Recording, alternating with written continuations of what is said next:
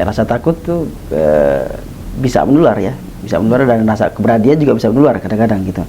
Tapi dengan seiringnya waktu kita berada di Gaza, kita jadi terbiasa dengan hal-hal suara bom, suara dentuman dan sebagainya.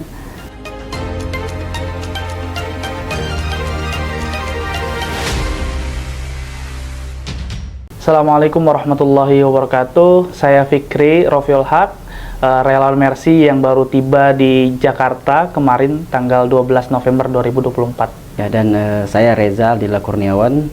Alhamdulillah kemarin juga saya tiba di Jakarta pada pukul 6 sore waktu Jakarta. Ya, alhamdulillah tentu perasaannya senang dan bahagia. Namun di sisi lain juga sedih ya, karena harus meninggalkan teman-teman Mercy yang ada di sana. Ada Abi di sana juga, ada IMT 6 juga di sana, dan tentunya masyarakat Gaza yang sudah menjadi keluarga ya bagi kita, karena sudah lumayan cukup lama. Untuk saya sendiri sekitar 4 tahun bertugas di Jalur Gaza sembari menuntut ilmu di sana. Namun karena perang yang berkecamuk sehingga sekolah saya terhenti, dan perasaan senang dan bahagia tentu saya rasakan ketika saya sampai di tanah air di Jakarta. Alhamdulillah bertemu dengan keluarga, bertemu dengan tim Mercy dan tim Al-Fatah yang menyambut baik kedatangan kita. Kami sangat berterima kasih kepada semuanya. Untuk saya tentunya alhamdulillah kemarin kita tiba dengan selamat di Jakarta, dan tentunya sambutan yang sangat luar biasa kemarin ya, dan juga hadir dari keluarga saya datang dari Kalimantan, dan hampir semua keluarga saya datang menyambut, dan itu membuat momen yang haru ya, sekaligus membuat momen yang sedih juga di lain sisi. Ya, harunya kenapa? Karena saya bertemu kembali dengan keluarga saya ya, keluarga dan juga teman-teman di sini di Indonesia. Di sisi lain saya sedih, saya harus meninggalkan teman-teman di Gaza ya, yang juga masyarakat Gaza yang saat ini masih dalam kondisi yang seperti teman-teman ketahui, bahwa kondisi di Gaza saat ini masih sama ya, masih dalam genosida ya, dan ini membuat saya sedih harus meninggalkan mereka dalam kondisi yang seperti ini. Ya, kami keluar dari Jalur Gaza itu pada tanggal 29 Oktober 2024 yang lalu. Kemudian kami melanjut perjalanan ke Jordan. Sebelum itu kita melewati banyaknya checkpoint ya, dan kami tidak keluar melalui perbatasan Rafah, karena seperti teman-teman ketahui bahwa perbatasan Rafah antara perbatasan Mesir dan juga Jalur Gaza masih tertutup ya, karena sekali lagi perang masih terus berlanjut. Genosida yang dilakukan oleh pihak Zionis Israel masih terus dilakukan oleh mereka terhadap masyarakat yang ada di Jalur Gaza, sehingga Rafah ini benar-benar kalau bisa dikatakan zona merah. Artinya sudah tidak ada masyarakat yang memang tinggal di sana, sehingga perbatasan pun di sana ditutup. Padahal pintu perbatasan tersebut adalah pertama untuk jalur bantuan kemanusiaan, yang kedua juga untuk mengevakuasi para pasien-pasien yang terluka, yang harus mendapatkan perawatan intens, yang harus mendapatkan perawatan intens di luar Jalur Gaza seperti itu. Dan kami keluar melalui perbatasan Karim Shalom ataupun Karim Abu Salim, yaitu perbatasan antara Israel dan juga Palestina, dan juga Israel dan Jordan. Dalam perjalanan kami banyak melihat para tentara-tentara Zionis Israel ya, di mana para tentara-tentara tersebut dengan berpakaian lengkap, senjata, dan juga tank-tank mereka yang siap menggempur Jalur Gaza. Kami lihat itu depan mata kami sendiri, depan mata kami ya, Dan alhamdulillah tentunya atas izin Allah semuanya, tentunya kami diberi kemudahan untuk keluar dari jalur Gaza, dan kami memang mengikuti konvoi WHO ya. Jadi kami didaftarkan oleh Liaison Officer Mercy, yaitu Kak Ica atau Mbak Marisa ya, didaftarkan oleh UN. Kemudian kami masuk nama kami, kemudian kami keluar bareng ya, saya, Mas Reza dan Kak Ica ke luar jalur Gaza, dan alhamdulillah sampai di Jordan. Dan itu memerlukan waktu yang cukup lama ya, ketika kami pergi dari pagi jam 8 sampai di Jordan itu sekitar jam 9 malam, seperti itu. Ya, tentunya perjalanan yang cukup menegangkan ya. Kita harus melewati puing-puing bangunan yang sudah rata ya, bangunan yang sudah rata akibat serang-serangan yang terjadi selama perangan ini. Dan kita juga melewati jalan-jalan yang tadinya aspal sudah berubah menjadi tanah karena dilewatin kendaraan tank-tank baja dan sebagainya. Dan itu cukup membuat kita itu ya cukup menegangkan ya. Kita harus juga melewati checkpoint dan sebagainya. Ya, checkpoint itu kan di sana kita dicek, diperiksa ya, dibuka semua tas-tas kita, dicek semua barang-barang. Di situ kita ya diperiksa habis-habisan gitu.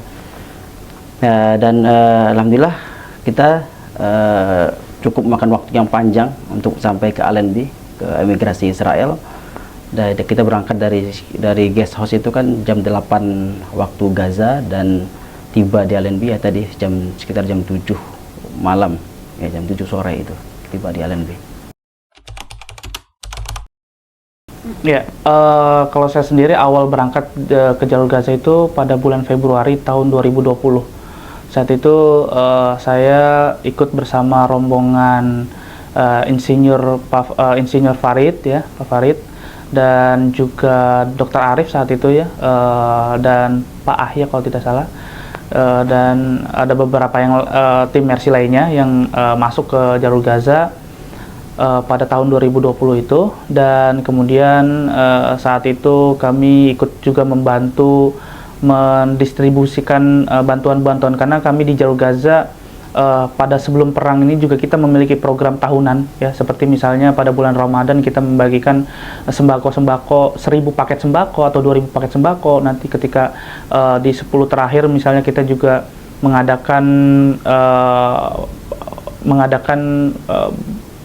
buka bersama terhadap anak-anak kepada anak-anak yatim ya. Dan banyak program-program lainnya, seperti juga pas ketika masuk sekolah kita juga membagikan tas-tas dan juga pakaian sekolah untuk anak-anak yang ada di jalur Gaza. Biasanya kita range-nya itu ada 500 sampai 1000 paket yang kita bagikan seperti itu. Dan di sisi lain juga saya sembari menuntut ilmu, saya berkuliah di Universitas Islam Gaza yang ada di kota Gaza, mengambil jurusan Usuluddin.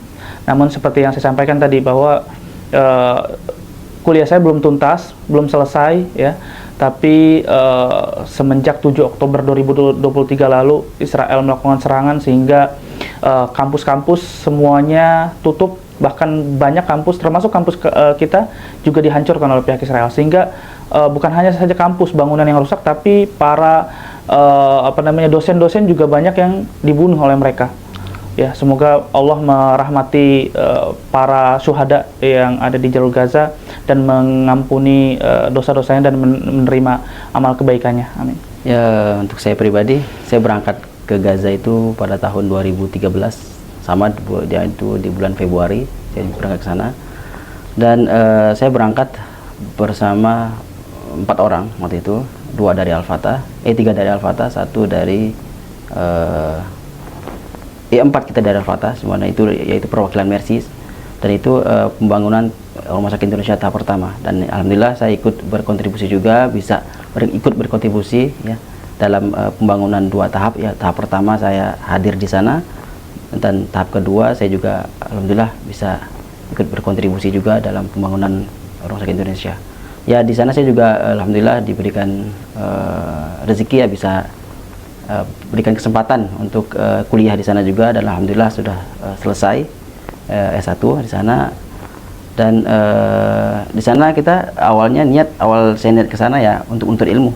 Tapi setelah kita tiba di jalur Gaza ya kita harus siap untuk melakukan apa saja ya untuk membantu saudara kita di Gaza gitu loh. Apa yang kita bisa bantu, bisa lakukan, yaudah kita siap, insya Allah kita lakukan. Ya alhamdulillah berbagai program sudah kita jalankan ya, amanah dari masyarakat Indonesia, baik itu program sekolah, program buka puasa bersama, keluarga yatim, keluarga syuhada, sebagainya. Alhamdulillah kita bikin program sana. Iya, untuk saya sendiri hadir di 2 perang ya, di perang 2021, perang 11 hari saat itu bulan Ramadan, dan memang cukup mengerikan juga perang 11 hari itu, yang cukup panjang juga ya, yang pertama kali saya rasakan perang terpanjang saat itu yang saya rasakan sebelum perang ini. Dan ya kondisi perang memang sangat-sangat cukup sulit ya, di mana area manapun kita tidak tahu lokasi mana yang akan ditarget oleh pihak Israel, dan lokasi mana yang memang benar-benar aman, dan memang tidak ada tempat yang benar-benar aman untuk berlindung bagi masyarakat Palestina maupun masyarakat internasional yang ada di jalur Gaza tersebut. Kemudian setelah perang 2021 yang teman-teman tahu, semenjak 7 Oktober 2023 lalu ya, kami juga masih ada di sana, kami tinggal di Wisma Dr. Jose Rizal atau Wisma Indonesia yang memang masih satu lingkungan dengan Rumah Sakit Indonesia. Perang ini memang perang cukup besar, bukan cukup besar, memang perang paling besar sepanjang sejarah, karena pada 5 hari pertama itu atau 3 hari pertama kehancurannya bisa melebihi perang-perang sebelumnya. Kita bisa bayangkan gedung-gedung perkantoran, rumah-rumah sipil itu sudah diluluhlantahkan pada awal-awal peperangan. Sampai saat ini mereka masih terus melakukan serangan-serangan terhadap sekolah-sekolah, bangunan-bangunan sipil, bahkan fasilitas kesehatan, yang kita tahu bahwa dalam perang tentunya ada aturan mainnya, aturan perang ya. Apa-apa saja yang tidak boleh diserang, apa-apa saja yang memang harus dilindungi ya, seperti rumah sakit tersebut. Yang kita tahu Rumah Sakit Indonesia sebenarnya rumah sakit pertama yang diserang oleh pihak Zionis Israel. Itu pada 7 Oktober lalu, yang mereka menargetkan 1 kendaraan mobil operasional milik Mercy ya, kemudian menewaskan satu relawan lokal atau staf lokal, menewaskan 1 staf lokal yaitu Abu Romzi. Beliau memang sudah lama sekali bekerja dengan Mercy, hampir 11 tahun lamanya dia hadir dalam pembangunan rumah sakit dari tahap awal sampai tahap terakhir, bahkan sampai rumah sakit itu selesai pun beliau masih bersama kami ya. Beliau menjaga Wisma, beliau sebagai keamanan untuk Rumah Sakit Indonesia, dan itu yang membuat kami sedih kehilangan seorang, boleh kita katakan beliau juga pejuang ya, pejuang dalam arti maksudnya dalam arti kata adalah beliau berjuang untuk membangun Rumah Sakit Indonesia. Beliau berjuang untuk mengamankan area sekitar Rumah Sakit Indonesia, karena karena jasa beliau lah Rumah Sakit Indonesia, salah satu jasa beliau Rumah Sakit Indonesia juga berdiri dan bisa beroperasi ya, alhamdulillah. Dan setelah itu ya Rumah Sakit Indonesia kemudian waktu demi waktu mengalami kerusakan akibat serangan-serangan Zionis Israel, yang kita sendiri saat itu bertiga, saya, Mas Reza dan juga Mas Farid, bertahan sekitar 40-50 hari saat itu di Gaza Utara, karena memang kondisi yang sangat-sangat sulit ya, yang tidak memungkinkan kita untuk bertahan di Rumah Sakit Indonesia, karena tank-tank baja sudah mengelilingi Rumah Sakit Indonesia yang hanya berjarak 50 meter saja. Bayangkan teman-teman, 50 meter, bahkan mereka bukan hanya mengelilingi Rumah Sakit Indonesia, mereka beberapa kali melakukan serangan terhadap Rumah Sakit Indonesia di lantai 2 atau lantai 3, sehingga mengakibatkan sekitar 13 korban. Awalnya 9 orang yang meninggal syahid, kemudian 3 lainnya karena mengalami luka yang cukup serius, kemudian meregang nyawa pada saat itu juga. Insya Allah semoga Allah mencatat sebagai para syuhada. Kemudian kami beranjak ke Gaza Selatan. Setelah itu ya kami mendistribusikan bantuan-bantuan di sekolah-sekolah itu paling banyak. Kita mendistribusikan bantuan-bantuan itu di sekolah tempat pengungsian yang sekaligus menjadi tempat tinggal kita saat itu sementara sampai datangnya tim IMT 1 pada tanggal 18 Maret 2024. Ya, untuk saya pribadi memang saya hadir di berbagai perang ya, berbagai tahun. Saya datang ke Gaza itu tahun 2013. Dan saya merasakan perang pertama itu tahun 2014, dan itu perang terlama sebelum perang ini terjadi, 7 Oktober itu selama 51 hari. Dan itu perang tersebut hampir masuk juga pasukan penjajah, hampir masuk ke Gaza. Kabar-kabarnya mereka akan masuk, ada serangan darat, dan tapi nggak jadi ya, mereka tarik mundur. Dan berbagai perang, berbagai agresi, berbagai eskalasi saya rasakan di sana ya. Dan yang terlama ini, perang terlama, dan sampai saat ini belum berhenti juga perangnya, dan bahkan belum ada tanda-tanda akan berhenti perang ya, selama 7 Oktober ini dan sampai sekarang. Dan tentunya waktu 2000 tarik mundur ya, atau tahun 2014 sempat ada gencatan senjata selama 5 jam. Nah, 5 jam itu kita gunakan untuk membantu saudara kita yang ada di Gaza bagian selatan, sementara kita tinggal di Gaza bagian utara, untuk menyampaikan amanah ke rumah sakit yang ada di jalur Gaza bagian selatan waktu itu. Dan selama perjalanan kita hanya diberi indikasi waktu 5 jam. Setelah kita kembali ke Gaza bagian utara, itu dalam kondisi gencatan senjata sudah selesai. Jadi kita pas kembali itu ledakan dan sebagainya itu sudah mulai, sedang sana sudah mulai kembali gitu. Nah, itu momen yang cukup menegangkan juga. Ditambah dengan serangan perang 2014, 2024 ini, 2023, 2024 ini jauh ya. Ya tentunya ini jauh lebih menegangkan gitu. Serangan demi serangan, pembantaian demi pembantaian terus terjadi, dan pengusiran ya dari berbagai lokasi ya. Mereka dipaksa pindah dari tempat ke tempat, itu kan membuat warga lelah ya. Bahkan mereka ketika melakukan evakuasi, mereka tidak membawa apa-apa.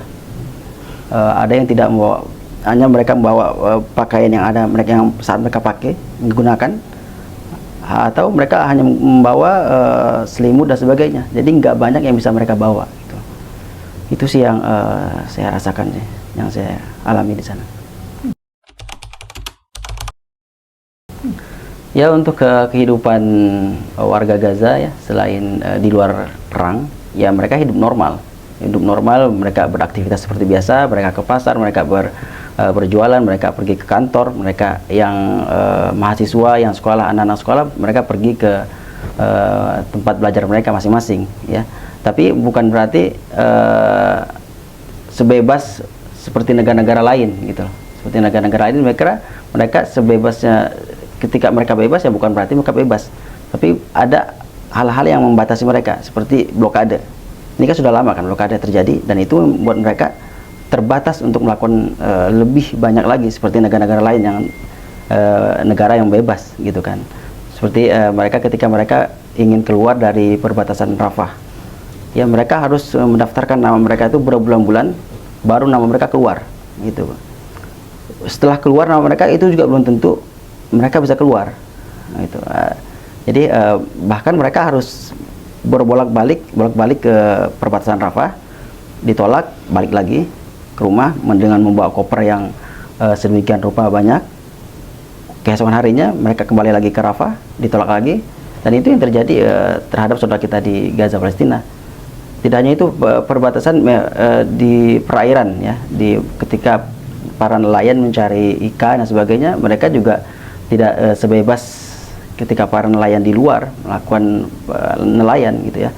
Mereka hanya dibatasi, setahu saya itu paling banyak, paling jauh itu mereka sampai 13 mil kalau nggak salah ya, itu kalau nggak salah. Mereka nggak bisa menjangkau lebih jauh untuk mendapatkan ikan adab. Tapi alhamdulillah ya, berezeki ya. Tapi alhamdulillah walaupun mereka tidak jauh untuk nelayan menjangkau, tapi alhamdulillah pendapatan ikannya cukup banyak juga yang bisa mereka dapatkan. Iya, sama seperti cerita Mas Reza, bahwa memang kehidupan di jalur Gaza benar-benar sangat normal seperti negara-negara lainnya. Ya, para mahasiswa mereka pergi ke kampus, anak-anak sekolah mereka pergi ke sekolah, orang-orang kantor mereka berangkat ke kantor, banyak juga restoran-restoran mereka membuka bisnis, usaha-usaha mereka juga banyak, misalnya penginapan, restoran dan lain-lain sebagainya. Sama seperti kehidupan yang teman-teman rasakan yang ada di luar jalur Gaza. Namun seperti kata Mas Reza, bahwa blokade ini sudah dilakukan oleh pihak Israel ini sejak 2004. Artinya sekitar 14 tahun lebih jalur Gaza ini sudah diblokade. Apa sih yang dimaksud blokade itu? Pihak Israel melakukan blokade itu artinya membatasi seluruh ruang cangkup yang ada di jalur Gaza, baik melalui laut seperti kata Mas Reza, bahwa nelayan hanya bisa mencari ikan sebatas 13 mil jauhnya, dan misalnya dari darat barang-barang yang masuk ke Gaza itu harus disortir dulu oleh pihak Israel. Terserah mereka, barang-barang yang misalnya mendukung produk-produk mereka, ya mereka masukkan. Ya, sekiranya produk-produk itu tidak mendukung mereka, mereka tidak masukkan gitu ke dalam jalur Gaza, maupun dari udara, karena jalur Gaza juga pernah memiliki bandara, tapi itu juga dihancurkan, sehingga tidak ada pesawat-pesawat komersial ya yang berlalu lalang di atas langit jalur Gaza. Hanya terdapat drone saja yang mengitari langit-langit Gaza itu selama 24 jam. Artinya walaupun mereka hidup secara normal, mereka juga sekolah, mereka berwisata, mereka berlibur dengan keluarga mereka, mereka juga memiliki keluarga yang sangat baik begitu, tapi di bawah naungan atau di bawah kontrol oleh pihak Israel. Itu yang membedakan jalur Gaza dengan negara-negara lainnya. Ya, untuk keindahan sebenarnya banyak bangunan yang bagus di Gaza ya sebelum perang. Kehidupan normal tadi saya bilang. Terus di sana juga pasar-pasar juga banyak barang-barang. Ya, walaupun terblokade, tapi mungkin keberkahan itu ya membuat barang-barang itu seakan-akan ada aja. Buah-buahan ya, buah-buahan tuh kalau kita ke pasar beli buah-buahan itu ya kita kayak beli ciki-ciki aja, nggak terlalu mahal ya, buah-buahan apel, anggur. Jadi kalau musim anggur ya kita bahkan kita bisa metik di sana, kita ke kebunnya langsung. Anggur buah tin itu kan ya yang sudah tercantum dalam Al-Quran juga. Itu mungkin ini salah satu bukti keberkahan bumi Gaza ya, barang-barang ya alhamdulillah ada gitu loh. Walaupun terblokade tapi barang-barang alhamdulillah ada. Ya, banyak sekali keindahan yang ada di jalur Gaza. Salah satunya pantai ya, karena saya sendiri hobi berenang, jadi selalu ketika summertime atau liburan musim panas, selalu kita pergi ke pantai dengan masyarakat-masyarakat sana. Ya, kita berenang bersama dan ya bercanda tawa lah di sana. Dan juga banyak wisata-wisata lainnya, seperti misalnya ada replika Masjidil Aqsa di sana, di sebuah kota, yaitu kota Khan Yunis, jalur Gaza bagian selatan. Memang sebenarnya sebelum perang kondisinya sangat indah, bangunannya, struktur bangunannya juga sangat mewah, megah gitu ya, seperti bangunan-bangunan Eropa. Artinya itu pun dibangun oleh mereka sendiri, karena mereka ini orang-orang cerdas. Orang-orang Gaza ini walaupun terblokade, mereka bahkan ada satu orang saja memiliki 3 sarjana. Misal tiga sudah memiliki gelar sarjana itu dengan sudah 3 kali ya, artinya 3 jurusan berbeda. Ya, itu yang menggambarkan bahwa mereka orang-orang cerdas, mereka orang-orang pintar. Walaupun orang Israel membatasi mereka ya, mereka tetap bisa bertahan hidup bahkan dalam keadaan kondisi yang saat ini sangat sulit ya. Kita tahu bahwa mereka diusir dari satu tempat ke tempat lain, bahkan ada beberapa warga yang sudah melakukan 8 atau 10 kali evakuasi dari tempat satu ke tempat lain, tapi mereka tetap bisa bertahan hidup dengan membuat tenda. Dia juga mencari nafkah untuk keluarganya seperti berjualan. Artinya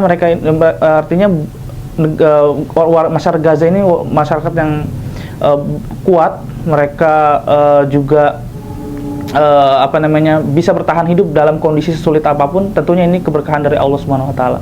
Dan ini memberikan kekuatan terhadap masyarakat Gaza yang mereka berteguh diri untuk tetap tidak mau meninggalkan tanah mereka. Mereka diusir berkali-kali, mereka dihantui oleh bom kanan kiri ya. Mereka tetap berteguh diri untuk tidak mau meninggalkan jalur Gaza. Itu juga menular tentunya kepada kami, yang kami memang juga manusiawi, tentunya merasakan takut ya, merasakan takut, sehingga hari demi hari kami juga sudah mulai biasa mendengar bom, suara drone dan lain sebagainya. Dan tentunya niat kami, insya Allah kami juga akan kembali ke jalur Gaza dengan bekal dan ilmu yang lebih, yang bermanfaat, yang bisa bermanfaat nanti untuk teman-teman yang ada di dalam. Ya, jadi tadi terkait bagaimana, apakah ada rasa takut ya selama di Gaza? Ya, rasa takut tuh bisa menular ya, bisa menular, dan rasa keberanian juga bisa menular kadang-kadang gitu. Tapi dengan seiringnya waktu kita berada di Gaza, kita jadi terbiasa dengan hal-hal suara bom, suara dentuman dan sebagainya. Ditambah lagi dengan keberanian warga Gaza ini ya. Jadi mereka itu, kalau kita di sana kita lihat anak-anak kecil, bahkan saat perang mereka itu bermain seperti gak terjadi perang, gak terjadi apa-apa. Mereka main biasa, senda gurau biasa gitu ya. Jadi itu yang kadang membuat kita itu jadi berani, jadi ikutan berani, dan ikut tidak ada rasa takut di saat terjadi perang. Ya, sebenarnya kesan-kesan banyak sekali ya yang kita bisa ambil ya, atau kita bisa pelajari dari para pejuang-pejuang ya. Artinya semua warga Gaza itu adalah pejuang ya, pejuang untuk membebaskan tanah mereka, pejuang untuk tetap tidak mau meninggalkan tanah mereka ya. Banyak sekali yang kita bisa dapat dari pelajaran tersebut. Salah satunya mungkin ya keberanian itu sendiri, di mana hak-hak mereka itu diambil oleh Israel ya, seperti tanah mereka ya, misalnya juga status mereka juga yang sulit untuk keluar masuk ke jalur Gaza, sulit untuk keluar negeri ya gitu.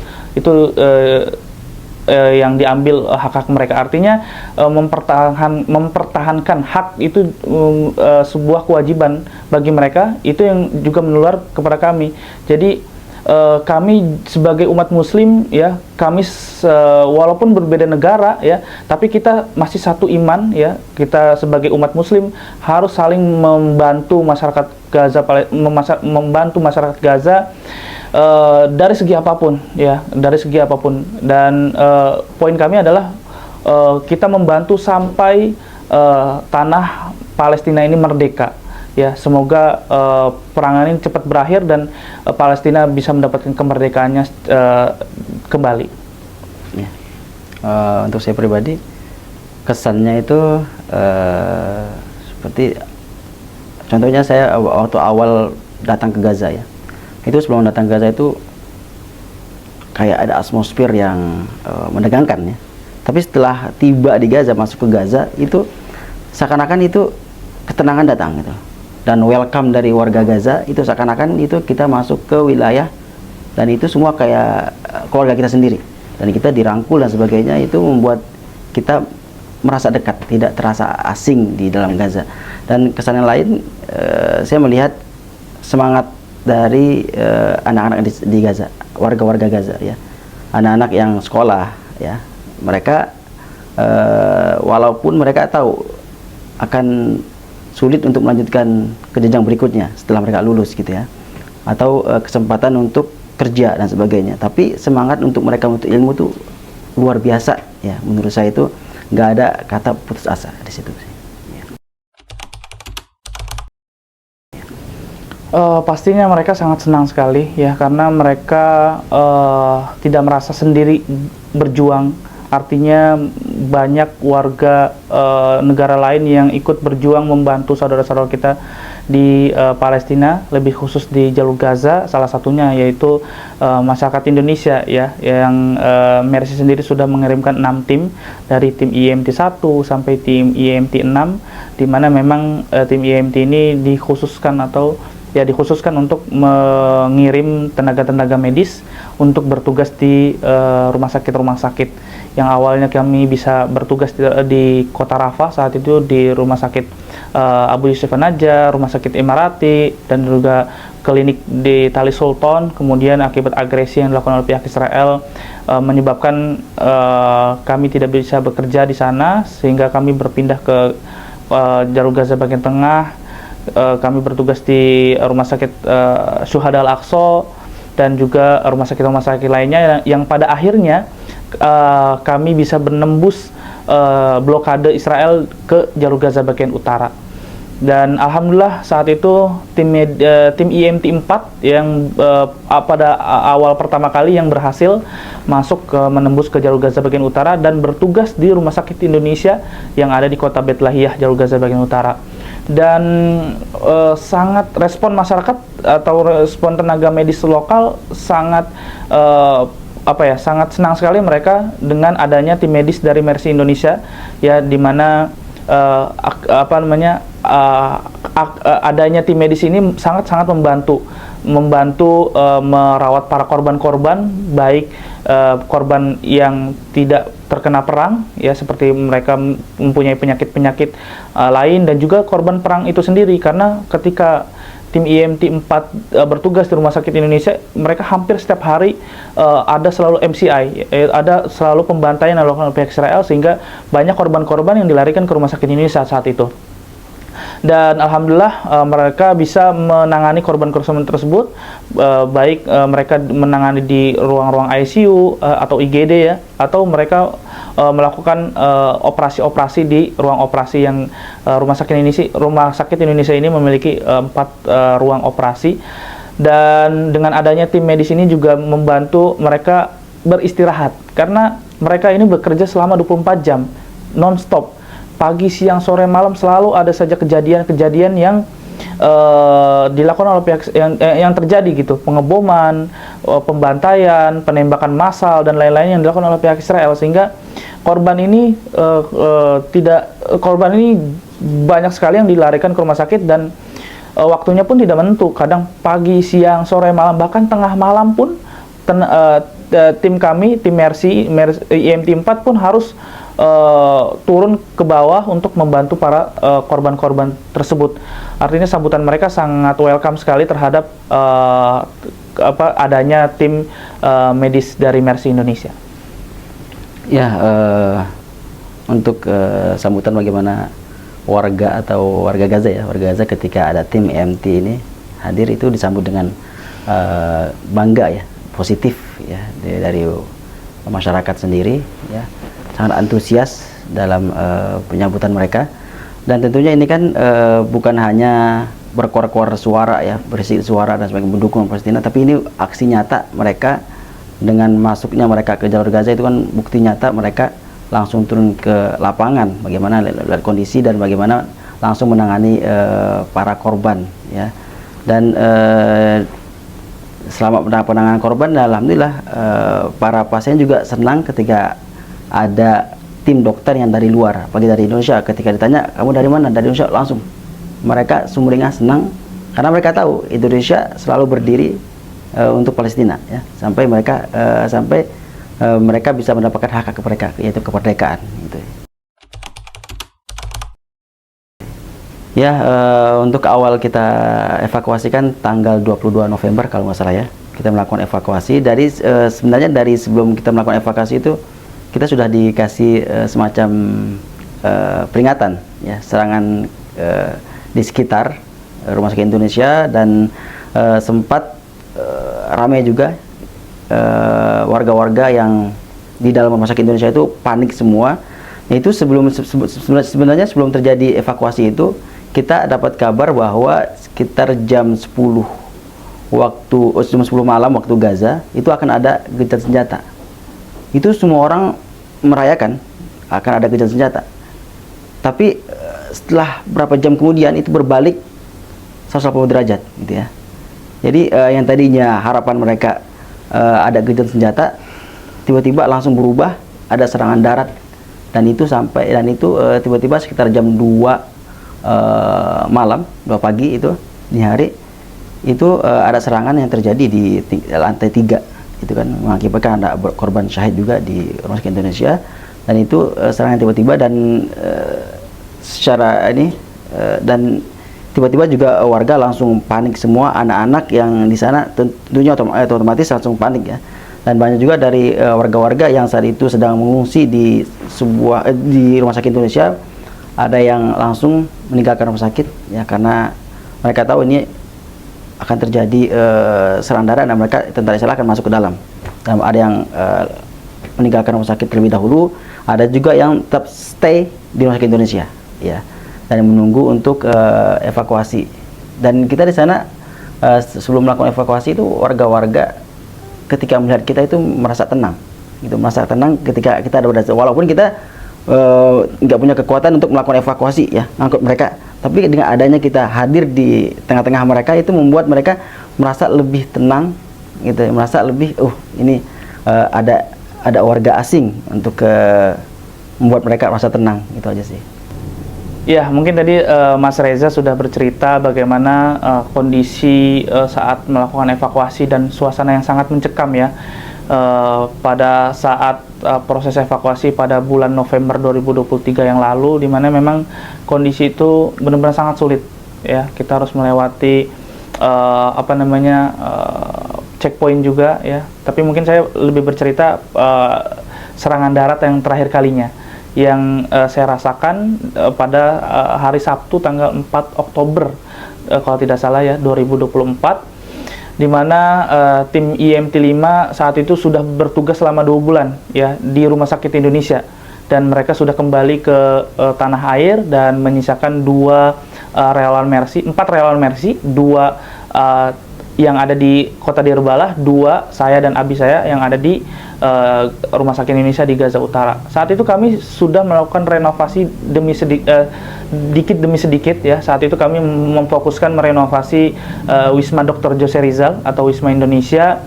Kami membangun tembok kembali, dan kami intinya kami melakukan renovasi dikit demi sedikit di rumah sakit di Wisma Dr. Jose Rizal.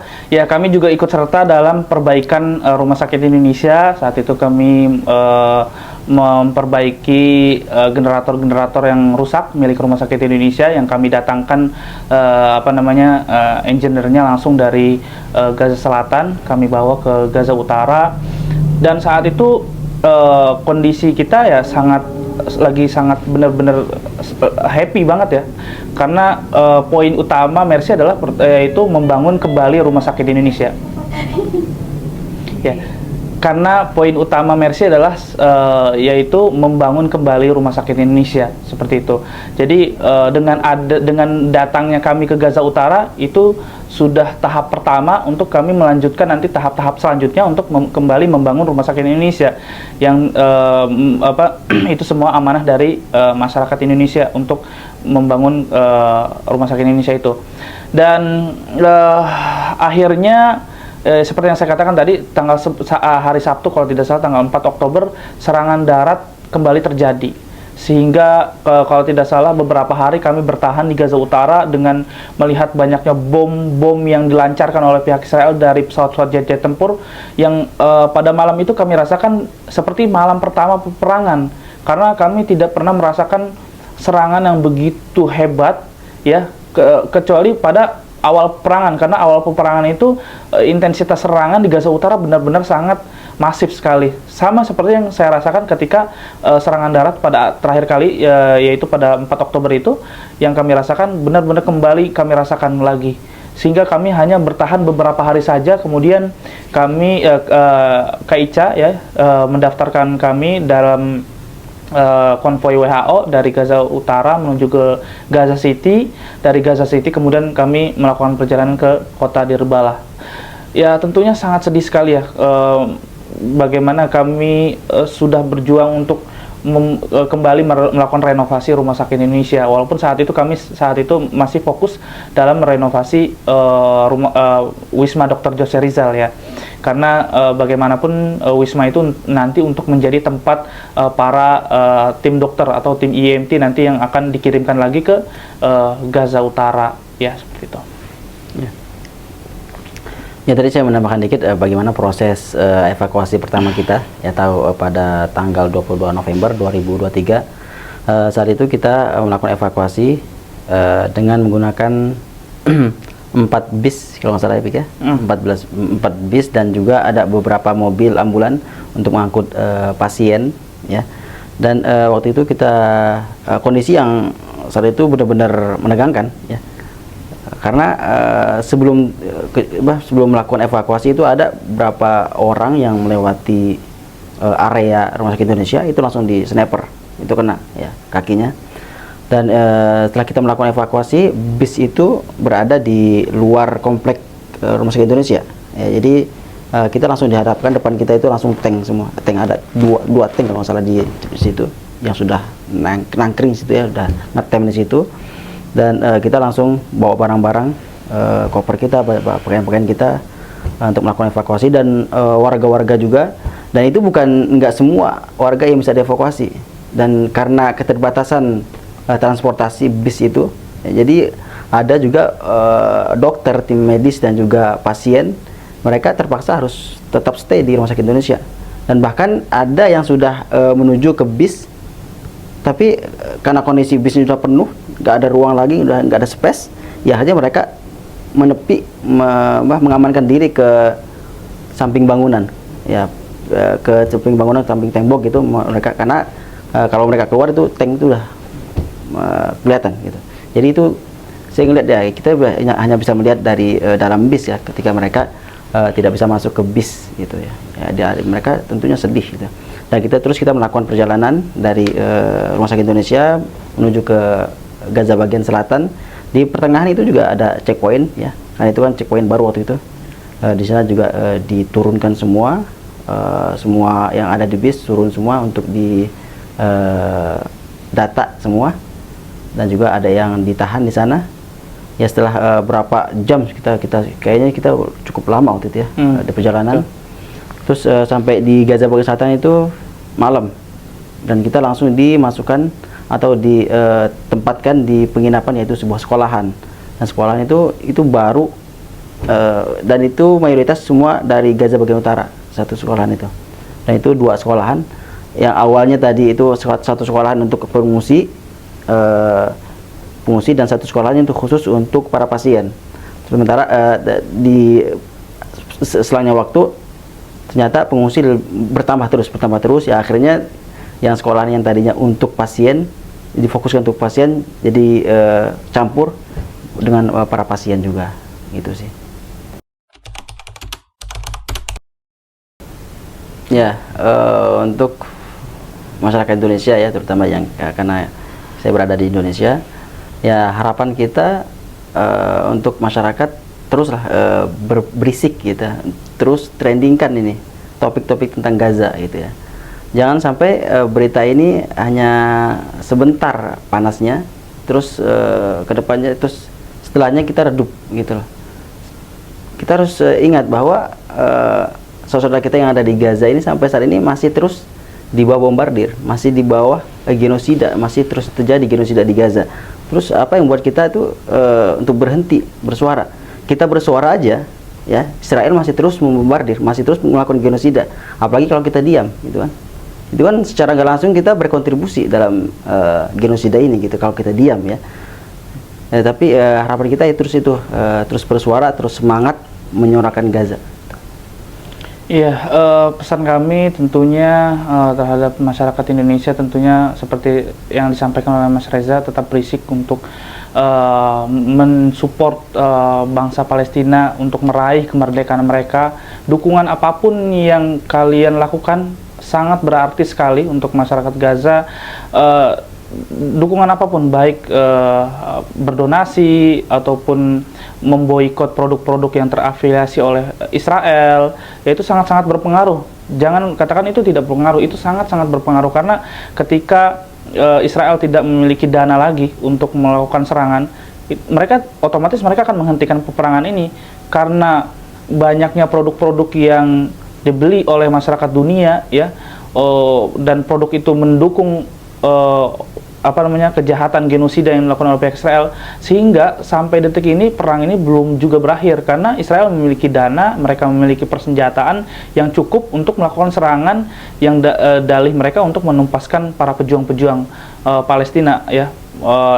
Namun nyatanya yang kita lihat adalah mereka membunuh para wanita, mereka membunuh anak-anak kecil yang tidak bersalah dan tidak berdosa, yang mereka tidak tahu apa-apa, ya, dan mereka justru ikut dalam genosida yang dilakukan oleh pihak Israel sendiri. Ataupun doa, ya itu sangat penting, karena bagi umat muslim doa adalah senjata umat muslim. Terus berdoa dalam 5 waktu ataupun di pertengahan malam untuk mendoakan saudara-saudara kita yang ada di jalur Gaza, karena sudah 1 tahun lebih, bayangkan teman-teman, mereka merasakan penderitaan yang sangat-sangat jauh, dikatakan penderitaan mereka yang sangat-sangat luar biasa yang mereka rasakan di jalur Gaza.